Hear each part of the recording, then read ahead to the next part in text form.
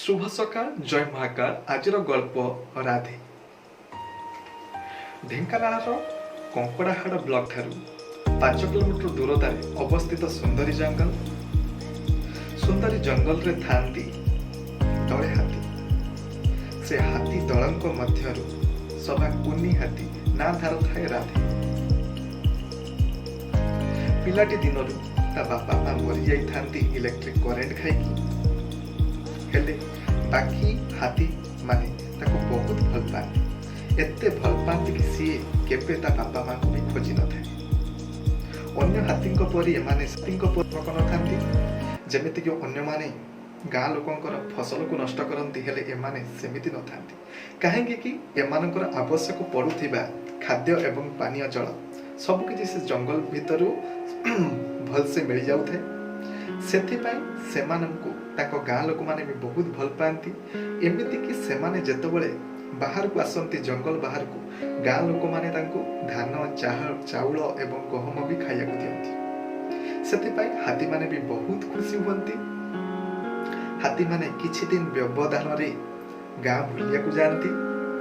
गाँ बुली गारे पेटे खाइकी सेमाने पुणी आउथरे जंगल को फेरंती। एई गाँ को जिबा एवं जंगल को फेरिबा आ भितरे हाथी और मनुष्यकर किछि गोटे भल संपर्क गढ़ी उठी थाए। सेई समय भितरे गाँ रे गोटे कुनी झियो थाए ना थार स्नेहा। कहिबाकू गले स्नेहा तार भी पिला दिनरु बापा मां केहि नथांती। केवल कहिबाकू गले निजर कहिले तार बुढ़ी मां। बयस पाखापाखि 4 रु 5 वर्ष हब स्नेहा। प्रथम देखारु स्नेहा राधे को बहुत भल पाई जाए। राधे भी स्नेहा को देखिले बहुत मने मने बहुत खुशी हो जाए। सेमानक भितरे जेमिति गोटे भाई भूमिर संपर्क गढ़ी उठी थाए। एमिति संपर्क आगे चली थे। संपर्क एमिति स्तर रे पहुंची जाई थे कि राधे स्नेहा को जदि दिने भी न देखे ताहेले ताकू से दिनटा जम्मा भी भल लगे। आउ स्नेहा जदि से राधे को भी देखी न थाए सी राधे राधे बोली बहुत चित्कार करे एवं राधे सत को सत ताको देखा करबा को भी गाँ को चली आसे। एई परि भाबरे राधे एवं स्नेहार संपर्क आगे चली थाए। राधे को बहुत खुशी लगे जेतबेले राधे स्नेहा को ता पिठी रे बसे गाँ भितर बुलाए। कहबा गल तो एटा तो तार नित्यदिनिया काम हो जाई थे। ताको ता निज पिठी रे धरी गाँ भितर बुलेइबा एटा तो तार गोटे खुशी रे परिणत हो जाई थे। हाथी दलर बहुत बारण सत्वे राधे सब बेले गाँ को आसे एवं स्नेहा को भी देखा करे। स्नेहा घरे जहा थिबो किछि जिंस राधे को खाइबा को दियंती। राधे बहुत खुशी रे खाइकी जंगल को फेरी आसे। दिन एमिति हेई जाइथिला राधे ता निज दलर हाथी को संगे संपर्क ठारू स्नेहा को संगे अधिका समय बिताउथिले। एमती दिने समय आसे राधे सुनिबा को पांती कि गाँ को मनीषखिया बाघ बसीछि। राधे बहुत व्यस्त विव्रत हो जाती। राधांका आखि आगे केवल तांको भौणी स्नेहांका कथा भासी आसुथे। राधे किछि भाबिबा आगरु अन्य दलर हाथी मानंकु सहित विचार विमर्श करिबा आगरु गाँ आड़कू आगे चलिले। तांको आगे केवल मने पड़ुथाए तांको भौणी स्नेहांकर कथा। गाँ भीतर को चली थांती। हठात बाटरे देखंती कि से मनीषखिया बाघ तांको आगे ही गला। राधे तांको पछरे चली थांती। राधे देखिबा को पाहिले से बाघ स्नेहा को घर को पसिबा लागिला। स्नेहा को घरे तांको बुढ़ी मां कोन से को पड़िसा को घर को जाई थांती। घरे स्नेहा एकुटिया खेलु थाए। बाघ एकुटिबा पाइबार सुजोग को हाथछड़ा करने को चाहू नथिला। बाघ जेतबेले झांपटे मारिछि स्नेहा उपरकू ପଛପଟେ ଛକିକି ରହିଥିବା ରାଧେ ତା ପଛ ଦିଟା ଗୋଡ଼କୁ ଧରି ଜବରଦସ୍ତ ପଛକୁ ଟାଣିବାକୁ ଲାଗିଛି। ବହୁତ ଜୋରରେ ଟାଣିଛି। ରାଧେ ପିଲାଟି ଦିନରୁ କେବେ ବି ଖଳ ପ୍ରବୃତ୍ତିର ନଥାଏ। ବାଡ଼ିଆ ବାଡ଼ି ଝଗଡ଼ା ସେ ପ୍ରବୃତ୍ତିର ରାଧେ କେବେ ନଥିଲା। ସେଥିପାଇଁ ରାଧେ ଯେତେବେଳେ ତାକୁ ମାଟି ବସି ପଛକୁ ଟାଣୁଥାଏ, ଦୁଷ୍ଟ ବାଘ ରାଧେକୁ କାମୁଡ଼ିବାରେ ଲାଗିଥାଏ।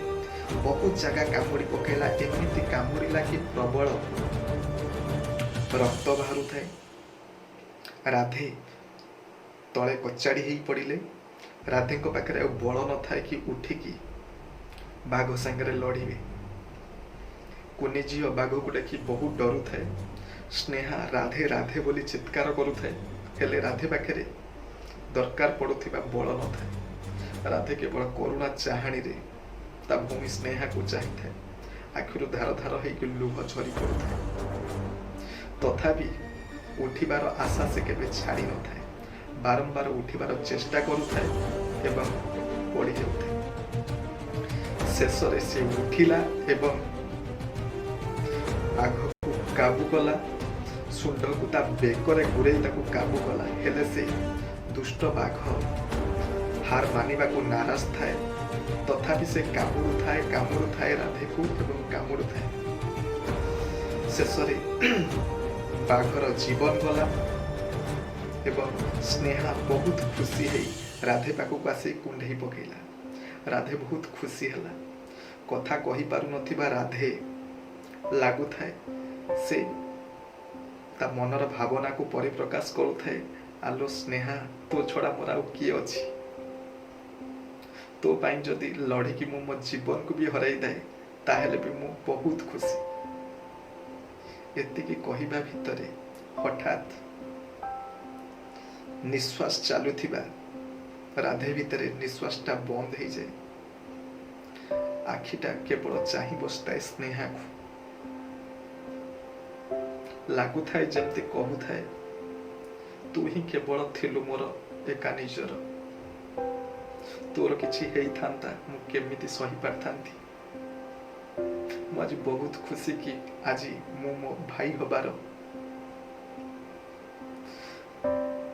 ସବୁ ଗୌରବ ଲାଭ କରିଛି। ଆଜି ମୁଁ ଭାଇ ହବାର ଗୌରବ ଲାଭ କରିଛି।